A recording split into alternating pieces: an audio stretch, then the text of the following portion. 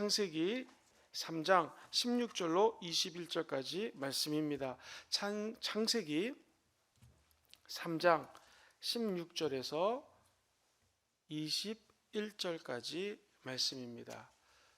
창세기 3장 16절에서 21절까지 말씀을 다 같이 합독하시겠습니다. 또 여자에게 이르시되 내가 내게 임신하는 고통을 크게 더하리니 내가 수고하고 자식을 낳을 것이며 너는 남편을 원하고 남편은 너를 다스릴 것이니라 하시고 아담에게 이르시되 내가 내 아내의 말을 듣고 내가 너에게 먹지 말라 한 나무의 열매를 먹었은즉 땅은 너로 말미암아 저주를 받고 너는 내 평생에 수고하여야 그 소산을 먹으리라. 땅이 내게 가시덤불과 엉겅퀴를 낼 것이라. 내가 먹을 것은 밭의 채소인즉 내가 흙으로 돌아갈 때까지 얼굴에 땀을 흘려야 먹을 것을 먹으리니 내가 그것에서 추함을 입었음이니라. 너는 흙이니 흙으로 돌아갈 것이니라 하시니라. 아담이 그의 아내의 이름을 하와라 불렀으니 그는 모든 산자의 어머니가 되미로라. 야훼 하나님이 아담과 그의 아내를 위하여 가죽옷을 지어 입히시니라. 아멘. 이 창세기를 읽다 보면 하나님께서 주시는 감동이 있습니다. 하나님의 이 말씀하시는 메시지가 사람에게 또 사단에게 이런 동물들이나 일반 물질들하고 틀린 것을 보게 됩니다. 하나님은 사단에게 바로 저주를 하십니다. 여자의 후손이 너의 머리를 상하게 할 것이다. 그러나 아담과 하와에게는 죄를 짓고 난 다음에 그렇게 저주하지 않으셨습니다. 다만 죄를 졌을 때는 고통이 따르게 된다는 메시지를 오늘 주십니다. 여자에게 주는 고통, 남자에게 주는 고통이 틀립니다. 여자에게는 우리가 잘 아는 것처럼 해산하는 아픔을 줍니다. 우스갯소리로 청년들에게 너 군대 갈래? 애 날래? 이렇게 물어보면 남자 청년들은 애 낳는 게 좋죠. 여자 자매님들은 차라리 군대 가는 게 낫지 않겠습니까? 서로가 이 고통을 다 이해하지 못한다라는 것이죠. 그런데 저도 아빠가 되고 애 낳는 것을 옆에서 지켜봤더니 참 고통스럽다는 것을 느낄 수가 있었습니다.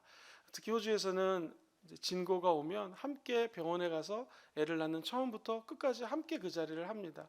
참 신비하고 하나님이 자녀를 주시는 기쁨도 있지만 남자에게 고통을 준 것이 아니라 애를 낳는 해산은 여성에게 주었습니다. 뿐만 아니라 아내는 남편을 늘 그리워하고 원하고 어찌 보면 남성 중심 사회에 살 수 있도록 하나님이 이런 고통을 주십니다. 사실 선거권, 민주주의에서 참정권을 이야기할 때에 미국을 많이 얘기합니다. 그런데 실제로 미국에서 여성들에게 정치할 때 투표권을 준 것은 1920년, 100년밖에 되지 않습니다. 프랑스는 1945년도에 여성들에게 투표할 수 있는 권리를 줬습니다. 지금도 중동에는 여자들이 이 음란의 원초적인 근원을 제공할 수 있다고 해서 검은색 옷으로 얼굴과 온몸을 감고 다니는 것을 보게 됩니다. 남성과 여성이 틀리게 남성 중심의 사회를 살게 되었다라는 것이죠. 그러나 성경은 죄 짓기 전에는 그런 모습이 아니었다라는 것이죠. 아담과 하와를 늘 설교할 때 말씀드렸지만 갈비뼈에서 취하시고 동등하게 만든 것이 원래 하나님의 작품이었습니다. 이런 모든 것들은 극복해야 될 현상이 되겠죠. 뿐만 아니라 남자에게도 고통을 줍니다. 우리가 땀을 흘려서 노동의 대가를 통하여 자녀들을 또 아내를 먹여 살려야 되는 고통을 줍니다. 첫 번째는 남편에게 고통을 줄 때에 하나님은 이렇게 말씀을 하십니다. 17절에 보니 아담에게 이르시되 네가 네 아내의 말을 들었다라는 것입니다. 하나님보다 여자의 말을 들었다라는 것입니다. 하나님은 이것을 기뻐하지 않습니다.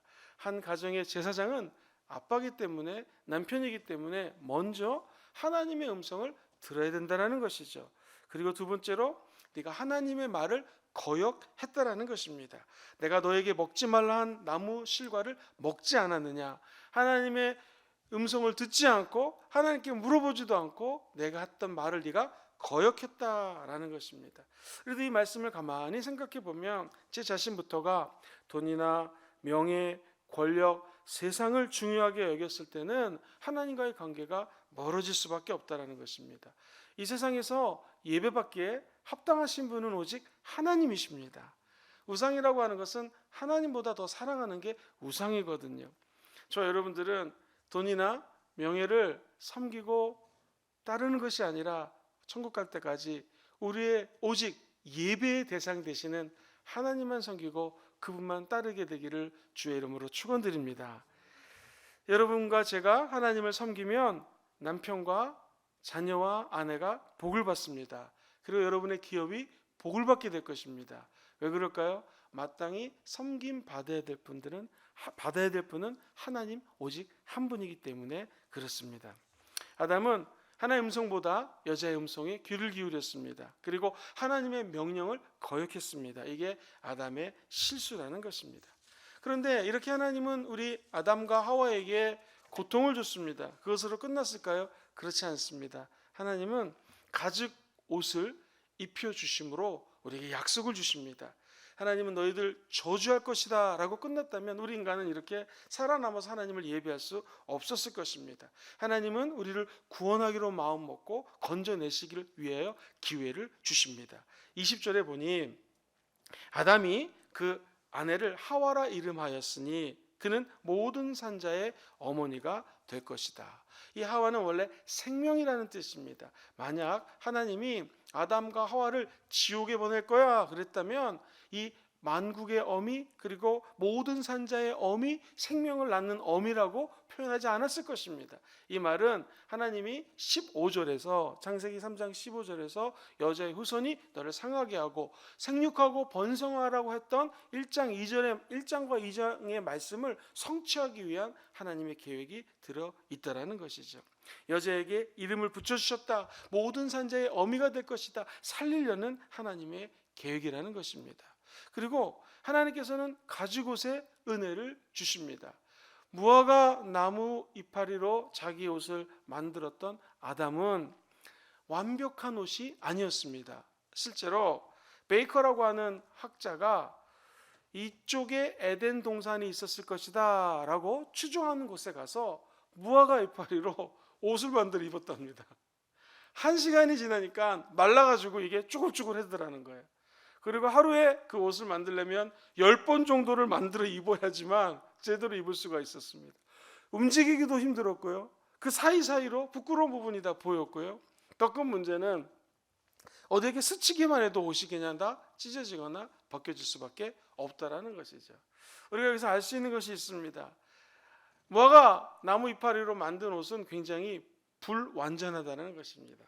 그런데 하나님께서는 우리에게 완전한 옷을 주셨습니다. 그것은 가죽옷입니다.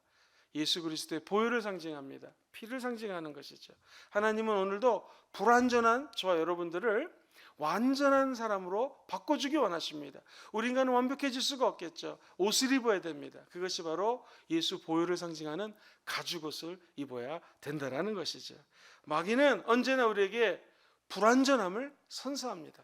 너는 완전하지 못하다. 예, 우리는 완전하지 못합니다. 그러나 가죽옷을 입는 순간에 우리는 하나님의 은혜로 하나님의 완전한 옷을 입음으로 말미암아 마귀도 대적할 수 있고 승리할 수 있는 은혜가 임하게 될 줄 믿습니다. 가죽옷을 가만히 생각해보고 무화과 나무 옷을 생각해봤습니다. 무화과 나무 옷을 입었다라고 하는 것은 철저히 인간 중심의 옷입니다. 인본주의라고 할 수 있겠죠. 자, 나무 이파리로 만든 옷 어땠을까요? 인간의 생각입니다. 하나님, 내가 죄를 졌는데 어떻게 하면 옷을 만들어 입을 수 있을까요? 부끄러운 게 보입니다. 그 전까지는 안 보였는데 죄지니까 보여요. 옷을 어떻게 입을까요? 라고 물어보지 않았습니다. 자기 생각대로 무화과 나무로 옷을 만들어 입었던 것입니다. 그러나 가죽옷은 하나님 생각입니다.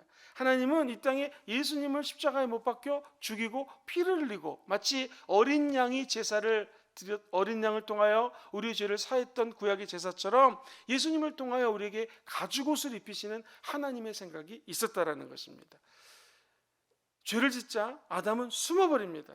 그러나 가죽옷을 입으면 이제 하나님과 교제할 수 있습니다. 인간 중심인가 하나님 중심인가? 저 여러분들은 평생 신본주의 하나님 중심으로 이 세상을 살아가게 되기를 주의 이름으로 축원합니다. 우리가 선행을 하면 하나님과 교제할 수 있을 것이다. 그렇지 않습니다. 공로를 세우면 하나님께 칭찬받을 것이다. 사실 맞는 말이지만 틀릴 때도 많습니다. 왜냐하면 우리가 생각하는 선은 오늘의 선이 내일의 악이 될 수도 있고요. 어제의 악이 오늘의 선이 될 수도 있습니다. 그리고 오늘의 내가 공로가 나중에는 오히려 그것이 공로가 아니 될 때가 있습니다. 그러나 변치 않는 하나님의 선, 하나님의 공의, 하나님의 의가 있습니다. 그것은 예수 십자가에 흘리신 보혈의 은혜인 줄 믿습니다. 오늘도 그 보혈을 상징하는 가죽옷을 입게 되면 우리는 예수 그리스도 때문에 승리하는 은혜가 임하게 될 것입니다. 옷을 한번 생각해 보십시오. 저도 옷을 입고 여기 계신 모든 분들은 옷을 입고 있습니다. 이 옷은 어렸을 때부터 죽을 때까지 입습니다. 사람이 키가 크면 옷이 맞지 않아서 갈아입습니다. 살이 빠졌어요. 옷을 또 바꿉니다. 살이 좀 쪘어요. 또 옷을 갈아입어야 됩니다. 봄이 왔네요. 봄옷을 입어야 됩니다. 여름에 얇은 걸 입어요. 겨울에는 또 더 두꺼운 것을 입습니다. 이처럼 사시사철 우리는 늘 옷을 갈아입어요. 그러나 변하지 않는 불변의 옷이 있습니다. 그것은 예수 피, 가죽옷, 피를 흘려서 흘려주신 예수 그리스도의 보혈의 옷을 평생 동안 입고 승리하는 저 여러분 되기를 주의 이름으로 축원드립니다. 모세는 40살에 자기 옷을 입었습니다. 내 민족을 구출해내리라. 그런데 자기의 옷은 결국 민족을 구출해낼 수가 없었습니다. 나이 80이 되니까 그제서야 비로소 가죽옷을 입게 됩니다. 그것은 하나님과의 관계를 통한 이 땅에 하나님의 백성을 출애굽시키라는 사명의 옷을 입게 되는 것이죠. 마태복음 22장에 보면 재미있는 이야기가 옷에 대해서 나옵니다. 혼인잔치가 열렸어요. 많은 사람을 초대했습니다. 그런데 이게 웬일입니까? 주인이 몇 사람들은 그냥 쫓아내버립니다. 그 이유는 혼인 예식에 옷을 제대로 입고 와야 되는데 제대로 된 옷을 입고 오지 않은 사람들은 다 추방을 합니다. 무엇을 의미합니까? 하나님의 나라 혼인잔치에 들어가려면 옷이 있어야 돼요. 예수 그리스도를 신랑으로 모시고 하나님 나라에 들어가는 천국 혼인잔치를 하려면 옷이 필요해요. 우리는 정장, 턱시도 이런 옷 입을 필요가 없습니다. 예수님과 결혼하여 천국에 가기 원하시는 분들은 아멘 해보실까요? 그러려면 우리에게 필요한 옷은 예수 십자가의 옷, 예수 보혈의 옷이라는 것입니다. 그럼 어떤 죄가 있다 할지라도 우리는 예수 그리스도의 신랑이 되어서 천국행 열차에 탑승하게 될 것입니다. 이 무화과 옷과 가죽옷을 비교해 본다면 가죽옷은 보호의 옷입니다.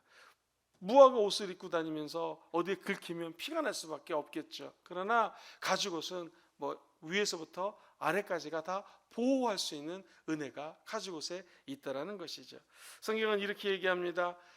딸아, 너는 이제 자녀를 잉태할 것이고 아들아, 너는 종신토록 수고해야지 그 소산을 먹을 거다. 그러면서 하시는 말씀이 땅에게 너에게 가시덤불과 엉겅퀴를 줄 거다. 여러분, 이 땅에 살면서 무화과 나무 옷을 입고 다니게 되면 가시덤불이 있습니다. 얼마나 찔리면 아프겠습니까? 그러나 두꺼운 가죽이 있으면 갈아입을 필요도 없어요. 평생 입어도 닳지도 않습니다. 그리고 가시떨기에 넘어져도 찔려도 아프지가 않는다는 것이죠. 우리가 코로나19 사태를 통해서 많은 분들이 가시덤불 사이를 걷는다는 느낌을 받는다고 합니다. 엉겅퀴, 엉켜있는 것을 걸어다니고 뒹구는 것 같은 느낌이라고 얘기합니다. 우리에게 필요한 것은 무엇입니까? 오직 한 가지 옷, 예수님이 친히 만들어 입혀주신 옷, 인간이 만든 옷이 아니라 하나님이 직접 아담과 하와를 위해서 입혀주신 옷이 필요합니다. 그것이 바로 예수 십자가의 옷, 가죽옷, 보혈의 옷인 줄 믿습니다.